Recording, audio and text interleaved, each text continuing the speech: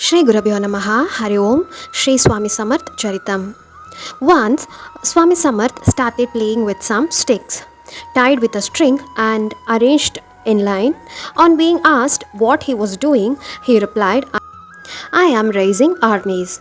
Soon, the first war of Indian independence broke out in 1857 in the north. Then only the meaning of Swami Samarth's play was realized as indicative of the impending war.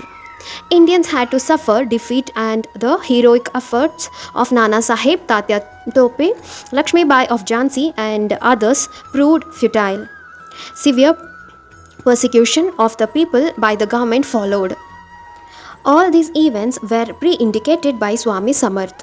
He used to go every morning to the palace grounds where a big cannon called Lakshmi was installed.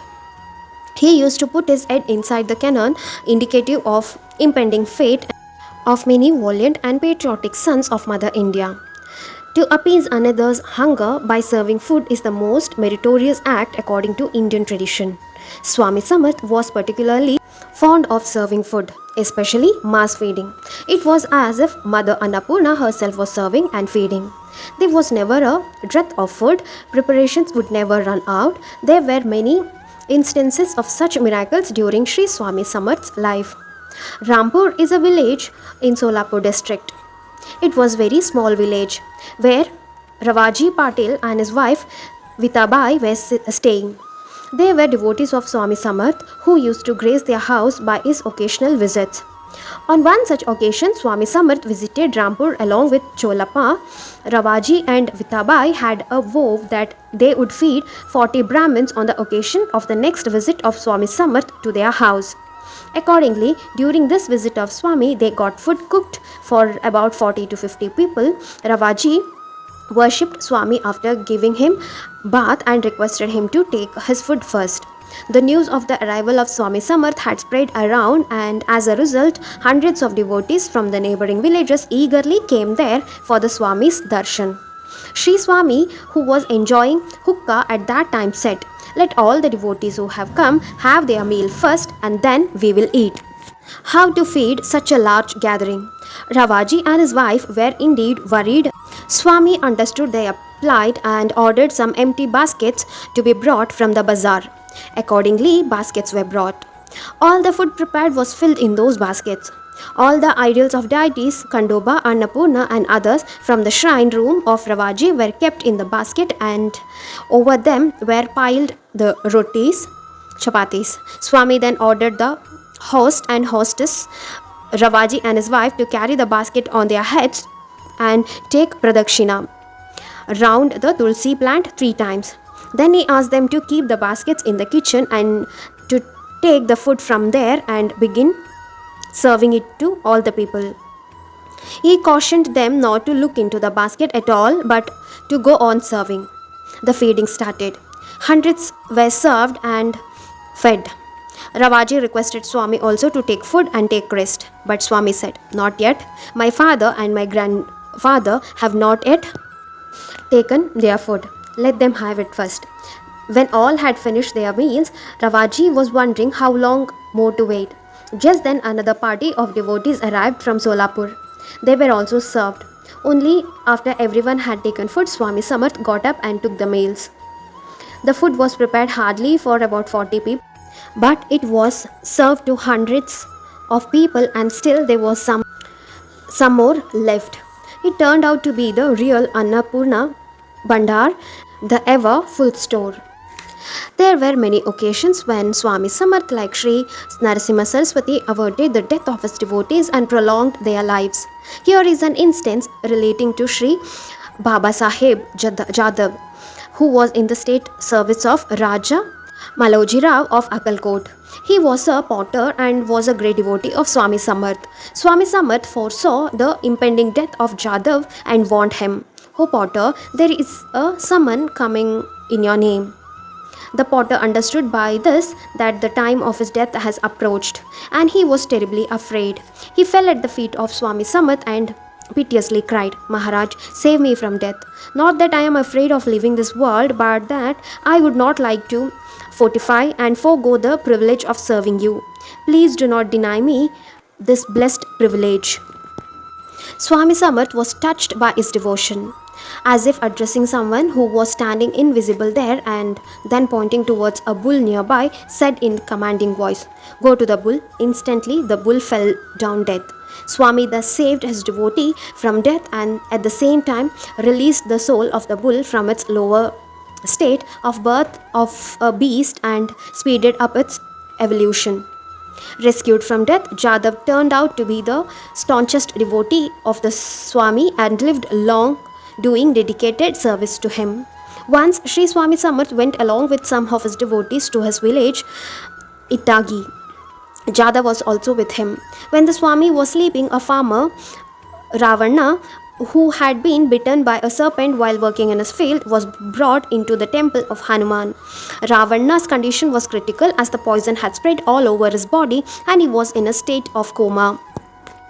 The body was getting cold. Jadav quickly took up the leather sandals of Sri Swami Samarth and put them on Ravana's head. By then, Swami too got up from his sleep, saw that what Jadav was doing, and got wild with him that he started abusing and scolding him, shouting, "Why have you put my chappals on his head?" Jadav was shuddered in fear at the fury of the Swami. Swami Samarth then seemed to be cooled down a bit. He said to Jadav, "You fool, why did you take my chappals? What was it you were doing?" Then said in his normal mood, "Wake him up. Call out to him by his name in his ears. He has slept enough." Jadav made bold and called out in the man's ear, "Ravana, Ravana, Ravana," thrice. Ravana slowly opened his eyes and, wondering how he was there and why so many people were around him, felt embraced and got up. He remembered the cobra bite and was told what all happened subsequently. Then all sang the glory of Swami Samarth. The Swami Samarth had got really furious with Jadav. Destiny has to run its inviolable course. The pre-appointed time of death of Ravana had come. The course of destiny was not to be interfered with. A Mahapurusha like Swami Samarth could, however, overrule nature, but not unless circumstances specially warranted it, and there was a divine purpose to be achieved. Jadav used the Swami's chapel for averting death and restore life. Sri Swami Samarth did not quite like this. Although to give him an indication of the power of his padukas and also to inculcate spiritual faith in people, he rescued Ravana from death and granted him a new lease of life. There is nothing impossible in the world for a Mahapurusha. Even death has to retreat at his command. A similar incident had occurred in the life of Sri Narasimha Saraswati. A widow was mounting the pyre to end her life as a sati. On her way, she met Sri Narasimha Saraswati. She prostrated at his feet. Sri Narasimha Saraswati blessed her as usual. "Mother, enjoy your married life. You will be endowed with 8 children." "Swami, how it is possible? My husband is dead and I am keeping his company on the pyre," the lady replied, wailing. Sri Narasimha Saraswati went with her to the place of cremation and sprinkled holy water on the dead body of her husband. Lo, the dead man got up alive. There have been similar incidents in the lives of the saints like Sri Pada, Sri Vallabha, Vasudevananda Saraswati, Jnaneshwar Maharaj, Moraya Gosavi, Samarth Ramadas, Swami and others who saved the lives of their devotees. Such instances indicate that the Mahapurusha has supreme powers and mastery over nature. He can even revive the dead and grant a new lease of life, but he makes use of such powers very sparingly. Basalgaon is situated about 5 to 6 miles from Akkalkot. Swami Samarth, in the course of his visit to nearby places, once happened to be in this village when he halted in the Devi temple on its outskirts. There was another Devi temple of Mother Bhavani in the same village. Swami Samarth sent Kashinath Pant to the Bhavani temple to convey his greetings to the mother and to inform her of his arrival in the village. While Swami Samarth was in Basalgaon, a tailor came with his family for his darshan. He was haunted by a ghost and was the victim of much suffering. He prayed to Swami Samarth to relieve him from the ghost. He also sought permission to prepare Nevedya, and Swami Samarth agreed. When he visited his house, the tailor bathed Swami Samarth and offered worship to him. The food was ready, but Swami Samarth said, "Let others take Prasad Bhojan first." More and more people started coming in. About 500 persons were fed, but the foodstuff did not run short. Swami Samarth then took his Bhojan after all had been fed. Thereafter, the tailor approached Swami Samarth with folded hands and again mentioned about his affliction. Even as he was narrating it, the ghost started to afflict the tailor, who started howling and making all queer gestures and signs. But Swami Samarth sat relaxed, smoking a hookah and enjoying it. After a while, Swami Samarth stared at the tailor, as if probing deep into him with his searchlight looks. The tailor at once fell at his feet trembling. The ghost in him pleaded, "Oh, let me go, oh, let me go." Sri Swami Samarth simply smiled and the tailor rose as a normal person, rid the ghost forever. There was also a devotee named Appa Sutar. Once during harvest season, he invited Sri Swami Samarth to the fields. He went there with a number of devotees. They all enjoyed the roasted grains of the new harvest. To feed the fire, instead of putting more fuel, Swami Samarth started pouring water. To the wonder of all, the fire continued blazing as if ghee or oil was being poured on it. Sri Sai Baba of Shedi too had once filled the lamps around the masjid with water, and the lamps kept burning the whole night. Once Sri Swami Samarth was resting in Kasbag. Devotees were standing nearby. All of a sudden, Sri Swami Samarth got up and said, "Come on, I shall show you a great soul." All followed him. After walking a few steps, they saw a big cobra coming out of an ant hill.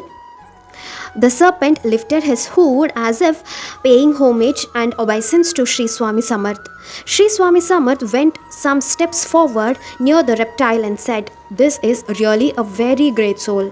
All the persons assembled bowed down to the cobra. Once Sri Swami Samarth was sitting in the Ramachandra temple. He suddenly called for a palanquin. The weather was very cloudy at that time. It began to rain and the sky resounded with thunder and lightning. Nobody would have liked to step out in such heavy rain. All the Sevakaris therefore tried to stop Sri Swami Samarth from his idea of going out in such a rain. But Sri Swami Samarth insisted. The servants were still reluctant and hesitant to bring the palanquin. He had got up and started walking out in that heavy downpour. Looking at this, the servants hurried and brought the palanquin. Sri Swami Samarth was then seated in it, and the procession started in heavy rain. Sri Swami Samarth seemed to be enjoying it like a child. He started singing, "The god of rain, Indra Maharaj, is going this way, and the lightning is dazzling the stormy sky there." At last, the procession came near Cholapa's house.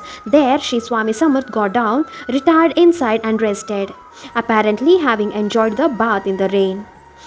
Once, a monkey started causing havoc by entering the houses and destroying anything and everything that it saw. The state officer was approached by the people to free them from the nuisance of the monkey. He ordered his servants to kill it. The monkey was caught and brought near the Khandoba temple. When Sri Swami Samarth heard about it, he ordered that the monkey be instead brought to him. Nobody dared to disobey his command. The monkey was accordingly brought to Sri Swami Samarth, who patted it on its back and fondled it for a while and said, "Don't trouble others, henceforth go." Only these words were enough, and the restive monkey suddenly became completely tame. It gave up its mischief and pranks for good. Thereafter, it used to come daily for the darshan of Swami. There was another somewhat similar incident. Once an elephant named Jawahar turned mad and began to hurl stones at random with its trunk. It was beyond all control. Sri Swami Samarth went near it and stood in front of it with his hands resting on his waist. What a wonder! The elephant became completely calm and quiet. Dogs, cows, cats, elephants, monkeys, serpents were all his friends. None was alien to him. He had a mother's love for all the beings, including animals and all creatures. Then in turn responded to his love. Love is indeed the greatest subduer, and Sri Swami Samarth was the incarnation of love itself. There was an old Brahmin, Sheshacharya by name in Akalkot. He was a staunch devotee of Sri Swami Samarth and worshipped him and his family deity, Lord Venkatesh. One day, he felt a craving that he should get sweets from the dishes presented to Sri Swami Samarth. Sri Swami Samarth knew Sheshacharya's desires and purposely avoided even looking at him that day, with the result that the latter became very disappointed. He knew the reason for his indifferent attitude of Sri Swami Samarth and repented for his mistake. A sadhak should try to have perfect control of his appetites. He then went to Kasbag, where he ate cow dung as a self-punishment. He then approached Sri Swami Samarth and confessed, Maharaj, I felt craving for sweets and committed the sin of desiring to receive them from you. If I make such a mistake again, I shall punish myself by eating cow dung, just as I have done now. Sri Swami Samarth had a hearty laugh. Thereafter, Sheshacharya was able to get darshan of Sri Swami Samarth every day. By subduing his desires, he made a good spiritual progress also. Sri Swami Samarth's way of teaching lessons to the disciples were indirect and merely suggestive. He rarely taught anything to his devotees by a direct precept. Once, Sri Swami Samarth was sitting in the Deshmukh Wada at Akalkot. A woman, Shivubai by name, approached him with her son and said, Maharaj, this boy lost sight soon after his thread ceremony. Earlier, his eyesight used to be perfectly alright. Be gracious to favor him with eyesight.